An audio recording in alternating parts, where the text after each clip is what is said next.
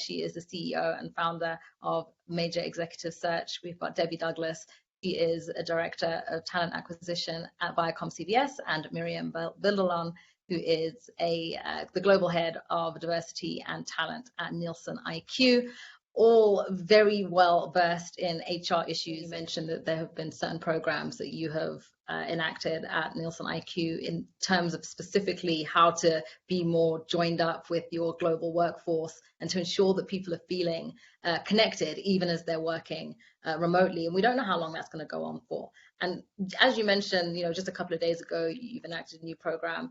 What are the kind of thoughts and feelings, just at kind of management level, about keeping a track on exactly how successful or impactful some of these programs are, given that you're still kind of in the middle of these processes?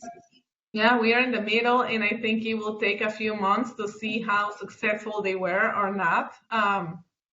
People know the power of data nowadays, and we are keeping track of everything we're doing. I mean, from an engagement standpoint, an inclusion standpoint, we are ensuring that we capture employee sentiment, right? So to know and to get a pulse on how people are feeling and how they're doing, but also even from a performance management standpoint.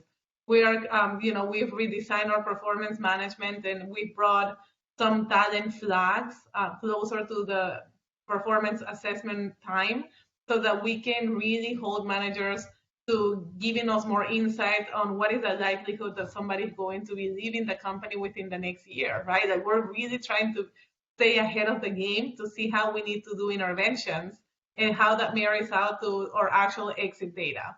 So we're doing a lot more data, pulsing, employee sentiment, town halls, making sure that we continuously express to people what we're planning to do and get feedback as to whether or not this is actually working for them. So I guess that's a little bit, I mean, when we speak about talent retention actions, we see some that are company-wide, such as the ones that I've told you on our policies and performance management and how we look at talent. And there's some others that are more specific to the employees. Like, we have somebody high potential, are they top of market? Are they happy with what they are? When was the last time they got promoted? When was the last time that we talked to them about their careers?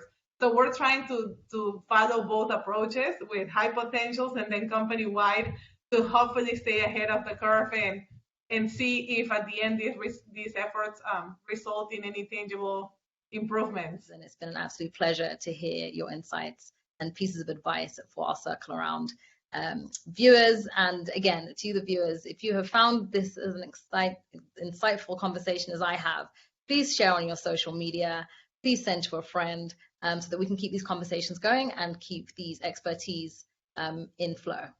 It's been a pleasure to be with you. I'm Poppy Mputing. That brings us to the end of this CircleAround panel. Thank you so much.